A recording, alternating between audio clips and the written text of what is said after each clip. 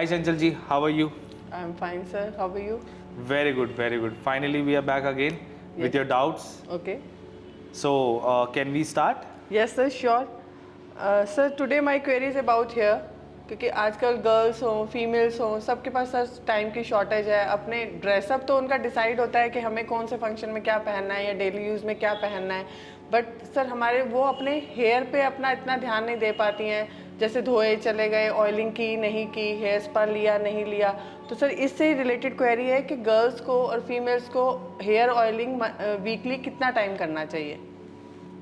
सी normally जो लोग होते हैं वो हफ्ते में 2 बार तो हेड वॉश करते ही हैं. जी सर. तो जब भी हेड वॉश करते हैं तो 45 मिनट्स का टाइम इट्स इजी. या अब इसको मैनेज कैसे करना है, that's a very big question. Because लोग यहीं पे फंस जाते हैं कि वो मैनेजमेंट से दूर भागते हैं कि हम इस चीज़ को मैनेज कैसे करेंगे. डेली का मतलब हफ्ते में 2 बार भी वो ऑफिस के लिए रेडी हो रहे हैं, उस मीनवाइल में वो 45 मिनट्स कैसे निकालें. It's a very simple game कि जब भी आप अपने ऑफिस रूटीन्स पे आ रहे हो, आप अपने आप को प्रिपेयर कर रहे हो, उस टाइम पे आपको 45 मिनट्स पहले जस्ट ऑयल अप्लाई करना है. सिंपल.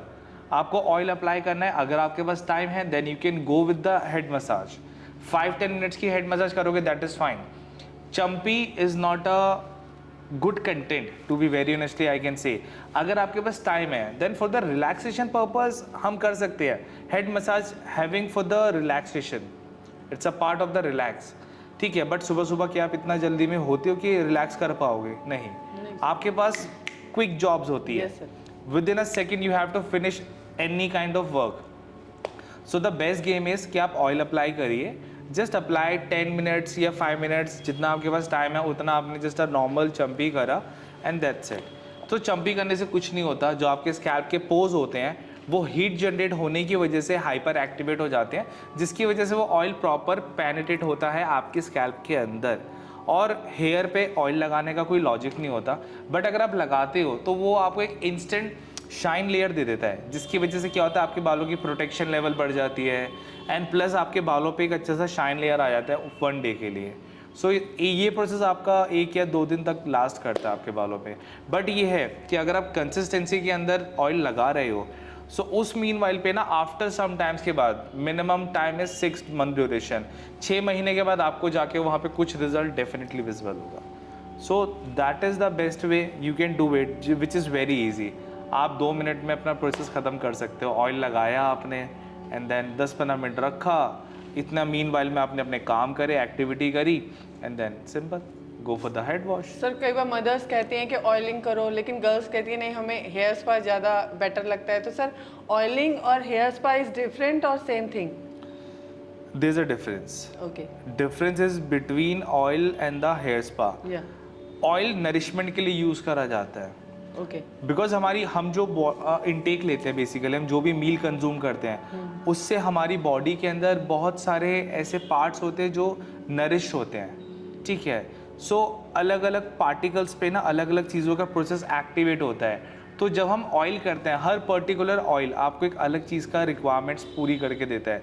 सिंपल लैंग्वेज में अगर मैं बात करता हूँ coconut oil. Coconut oil gives you nourishment and the good level of shine. Instant अगर हम बात करते हैं सरसों के तेल की, सो सरसों का तेल आपको बहुत हीलिंग के लिए वर्क करता है. जस्ट लाइक अगर घर पे खाना भी बनता है तो आप देख सकते हो कि बहुत ज़्यादा हमारी आइज़ में इरिटेशन होने लग जाती है because that is very strong. सरसों is very strong. I agree. Yes. So जब आप अपने स्कैल्प पे लगाते हो ना तो आपके कलर पिगमेंटेशन प्लस आपके बालों को हीट प्रोवाइड करने का काम करता है बिकॉज उसका जो इंग्रेडिएंट है that is very heated. So that is a difference between 2 oils. अब इसके बाद मार्केट में मल्टीपल टाइप्स के ऑयल हैं तो हर ऑयल का अलग अलग काम है. तो पर्टिकुलर हेड के लिए या पर्टिकुलर प्रॉब्लम के लिए आपको एक पर्टिकुलर ऑयल यूज़ करना पड़ता है. उसके बाद आपको सम टाइम के बाद रिजल्ट देगा. अब बात करते हैं हेयर स्पा की. जो स्पा होता है ना वो आपका डीप नरिशमेंट देता है. तो आपकी क्यूटिकल लेयर को वो प्रॉपर क्लोज करता है एक गुड टाइम के लिए. अच्छा खासा टाइम वहाँ पे आपका बच जाता है. ईजी प्रोसेस है बट ज़्यादा यूज़फुल नहीं है. Oiling is far better compare to spa. Because अगर आप एक स्पा कराते हो तो आपको मेरे ख्याल से 3 से 4 दिन का रिलैक्सेशन मिल जाता है कि आपका बाल सॉफ्ट सिल्की शाइनी हो रखा है. That's it. आफ्टर 4 डेज़ के बाद अगेन इट गोज़ अवे. और सर अगर स्पा लेते हैं तो सर वो वीकली लें या मंथली लें या हाफ मंथ लें? I would prefer don't go with the hair spas, Okay. ठीक है, बिकॉज अगर आप मार्केट में जाके minimum range starts from 800 till 1500 rupees, तो उतने का अगर आप स्पा करने की सोच रहे हो, so better is to be कि आप अपने घर पे स्पास कर लो अपने खुद, why you are investing your money in the market, better then you can go with the rituals. Ritual is जहाँ पे आपके बालों की प्रॉब्लम के रिगार्डिंग सॉल्यूशंस के ऊपर काम करा जाता है। सो रिचुअल ज़्यादा बेटर है। Ritual is a advance level of the spa. Spa is a basic category and the ritual is advance, जो प्रॉब्लम्स के रिगार्डिंग सॉल्यूशंस पे वर्क करते हैं हम लोग। So that is the thing. Okay sir, अब आते हैं स्टाइलिंग पे। जैसे समटाइम्स फीमेल्स या गर्ल्स जाती हैं स्टाइलिंग के लिए, तो उसमें सर बैक कॉम्बिंग गुड होती है फॉर डेलिकेट हेयर, उस चीज़ में क्या करें सर? बैक कॉम्बिंग आप से येस और नो, क्या कहें उनको जो हमारी हेयर स्टाइलिंग कर रहे हैं? See, to be very honestly, we can avoid this part, but still, अगर आपका बालों का टेक्सचर बहुत ज़्यादा फाइन है, बहुत पतले बाल हैं या फिर ब्रिकेज हेयर है, तो वहाँ पे for the volume we need some texture, तो सॉफ्टली जेंटली बैक कॉमिंग तो करनी पड़ेगी। There is no any option to do. हाँ, बट रेगुलर डेज पे I never recommend any one.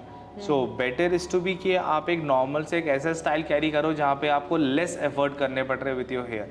जितना ज़्यादा लेस एफर्ट रहेगा उतना ज़्यादा आप और आपका बाल दोनों कंफर्टेबल रहेगा और ड्यूरेबल रहेगा, और लॉन्ग लास्टिंग तक उसकी सेफनेस की विजिबिलिटी ज़्यादा रहेगी।